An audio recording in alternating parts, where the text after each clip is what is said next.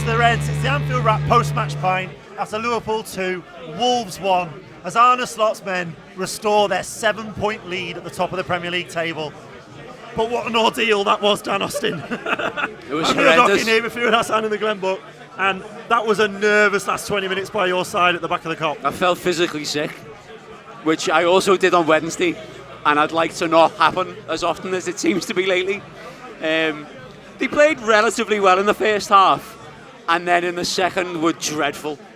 Maybe the first few minutes not so much, but Wolves changed the shape and were loads better. The two lads that they brought on were really good, more of a physical presence.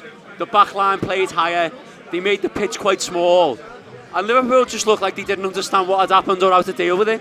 And Wolves are very neat and tidy on the ball, a lot of good technical players, but someone should have been able to say, oh, this is what they've done and this is how we therefore should adapt, and they just didn't. And by the end of the game, like, every second on the clock felt like it took 10 seconds.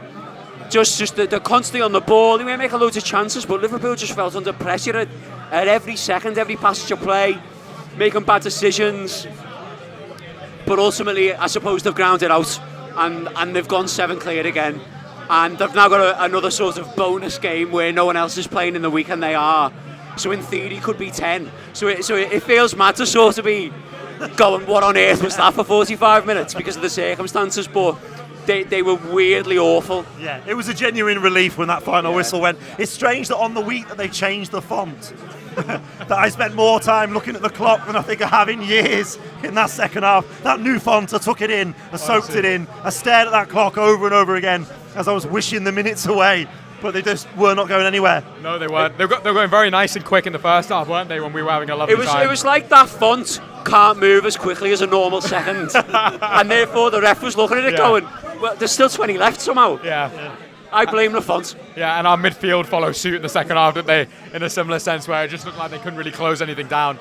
Yeah, you're totally right. It was one of them where I think Liverpool were surprised in that second half with the changes a little bit, and also how not necessarily like how they felt they completely lost control of the game, but how efficient Wolves suddenly looked, and how they were able to kind of move into spaces that previously Liverpool weren't really challenged in.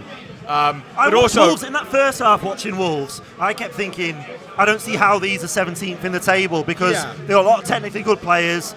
To me, they move through the gears quite well, but then they do some mad things, particularly in their own penalty area. Yeah. But in the second half, I thought you saw that they genuinely could be a good side with a little bit of fine tweaking. Yeah, that sums them up over the last 2 years, really. Like, even under Gary O'Neill, they've always looked like between both boxes. They've got really good movement. They've got really good patterns of play. You know, they've got individuals who can, suddenly pull something out. And that was our big worry at 2-0, wasn't it? It was right. We're comfortable here, but get the third, just because, with these, Cunha can do something outrageous. They've got other players, individuals in that midfield who can suddenly produce something. One little thing can go their way, and suddenly they're back in it. And that's exactly what happened. Cunha produces a really good little moment, but Liverpool also, I think, just sort of, it didn't look like a physical fatigue, a little bit like a mental fatigue. Like, they ran out of thinking capability of how to sort of combat what Wolves changed in that second half.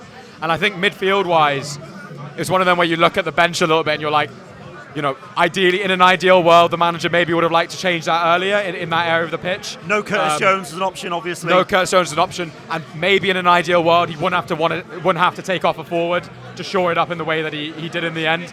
I think Liverpool always kind of would prefer to have those 3 forward options on. But I think just with the personnel available, he kind of had to do what he had to do. And it's one of them, you grind it out. In every title-winning season, there are those games, aren't there? You forget about them, but they do happen. And they sometimes happen when you do feel like you're in a complete position of control.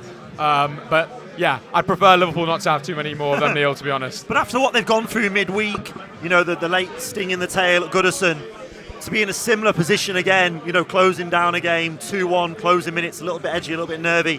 When that final whistle went, the reaction from the players, from Slot when they came to the Kop, you could tell how much it meant to them. You could see how they knew it was a key moment with, a difficult run ahead. They know how hard fought it was, and I mean, at one stage they were 2-0 up and had a penalty. So it sort of... What a 30 seconds that was when we were 2-0 up and that penalty was at awarded. At that point, if you said this is going to feel like it's hard fought at the end, you'd think they've massively fucked this up here. And I suppose to a degree they did, just by playing really poorly.